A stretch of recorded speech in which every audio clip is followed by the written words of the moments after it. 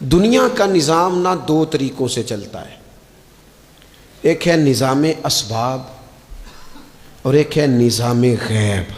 ایک نظام اسباب سے چلتا ہے کہ آگ جلاتی ہے، پانی ٹھنڈا کرتا ہے، انسان ماں باپ کے ملاپ سے پیدا ہوتا ہے۔ دنیا نظام اسباب سے چلتی ہے اور اسی ترتیب سے نظام آگے چل رہا ہے۔ اور ایک ہے نظام غیب، جب اللہ اپنی رحمت کا فیصلہ فرمائے تو ایک نظام وہ بھی ہے۔ وہ کیسے ہے؟ آگ جلاتی ہے، لیکن جب رب چاہے نا تو حضرت ابراہیم کے لیے ٹھنڈی ہو جاتی ہے۔ یہ کیا ہے؟ یہ نظام غیب ہے۔ نظام اسباب یہ ہے کہ ماں باپ کے ملاپ سے اولاد پیدا ہوتی ہے، اور اگر رب چاہے نا تو حضرت عیسیٰ علیہ السلام کو بغیر باپ کے بھی پیدا فرما دیتا ہے۔ ہم جو مسلمان ہیں نا، ہماری ساری کی ساری توجہ نظام اسباب پہ ہو گئی ہے۔ اسباب پورے جمع کرو، لیکن اپنے رب کی بارگاہ کی طرف رجوع بھی کرو۔ کئی دفعہ نا اسباب سارے بندے کے ہاتھ سے چھوٹ جاتے ہیں، پھر اسے ضرورت ہوتی ہے دست غیب کی، اللہ اس کی مدد کرے۔ جو آیہ کریمہ میں نے قرآن مجید کی پڑھی ہے، اس میں اللہ کریم نے فرمایا یا ایھا الذین آمنوا توبوا الی اللہ توبۃ نصوحا، اے ایمان والو اپنے رب کی طرف رجوع کرو، اپنے رب کی بارگاہ میں توبہ کرو، پر توبہ سچی کرنا، رجوع الی اللہ کرو، اللہ کی طرف رجوع کرو۔ بعض اوقات سارے نظام ختم ہو جاتے ہیں، نظام اسباب، اس وقت ضرورت ہوتی ہے رجوع الی اللہ کی، کہ نظام غیب آئے۔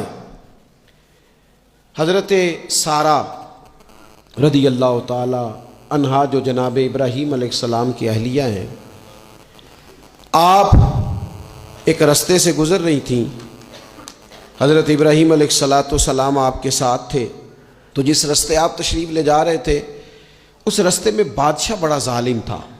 وہ معاذ اللہ تعالیٰ ثم معاذ اللہ عورتوں کو گرفتار کر لیتا اور اپنی بدباطنی کا ثبوت دیتا۔ وہاں سے جناب سارہ گزری، مسند امام احمد بن حنبل سے یہ حوالہ عرض کر رہا ہوں۔ حضرت سارہ کو اس نے گرفتار کر لیا۔ جب وہ جناب سارہ کی طرف بڑھنے لگا تو اب وہ جتنے اسباب تھے نا اس وقت کے، وہ سارے اختیار کیے گئے، لیکن اس بادشاہ سے جان نہیں چھوٹی۔ جب وہ بڑھنے لگا تو جناب سارہ نے پھر رب کریم کی طرف رجوع کیا، مصلی پہ بیٹھ گئی، کہنے لگی مالک اب تو ہی کرم فرمانے والا ہے۔ آپ نے اس درد سے دعا فرمائی کہ وہ بادشاہ زمین پر بے ہوش ہو کے گرا اور تڑپنے لگا، قریب تھا کہ وہ مر جائے۔ تو حضرت سارہ پھر مصلی پہ بیٹھیں اور اپنے مالک کی بارگاہ میں عرض کرنے لگی مالک اگر یہ مر گیا تو مجھ پہ الزام آئے گا کہ میں نے مارا ہے، اسے مارنا بے ہوش ہی فرما۔ وہ بے ہوش ہو گیا، تھوڑی دیر کے بعد ہوش آیا تو پھر آپ کی طرف بڑھنے لگا، تو آپ نے پھر اللہ کی جانب رجوع کیا۔ جب دوبارہ رب کریم کی جانب رجوع کیا تو پھر وہ بے ہوش ہوا۔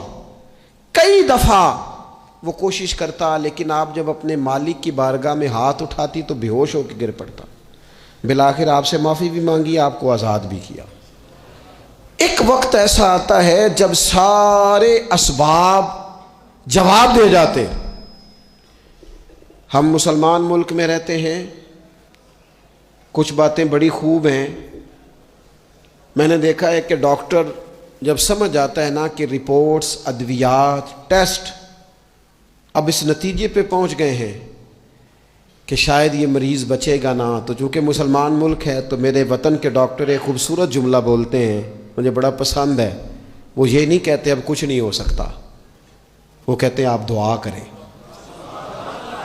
کیا مطلب؟ کہ اب رجوع الی اللہ کا وقت آ گیا ہے۔ ہمارے پاس جو شعور تھا، علم تھا، وہ ہم نے خرچ کر دیا۔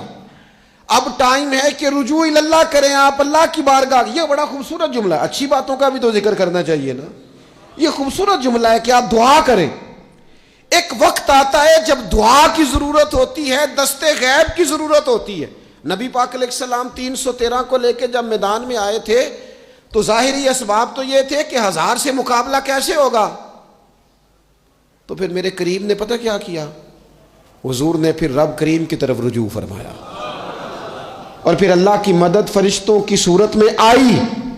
او میرے دوستو، امت کو ضرورت ہے اس وقت دست غیب کی۔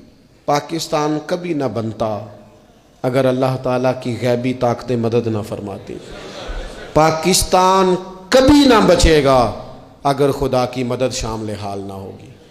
ہمیں اجتماعی طور پر رجوع اللہ کرنا ہے۔ ہمارے جتنی انفرادی مشکلات ہیں، ہم کسی تکلیف میں دکھ میں مبتلا ہیں، اللہ کی طرف رجوع کریں، اپنے رب کی بارگاہ کی طرف رجوع کریں، اور جو ہمارے اجتماعی مسائل ہیں ان میں بھی اللہ کی بارگاہ کی طرف رجوع کریں۔ جب ہم یہ رجوع کریں گے مالک کے حضور تو پھر اللہ ہمارے لیے راستے واضح فرمائے گا۔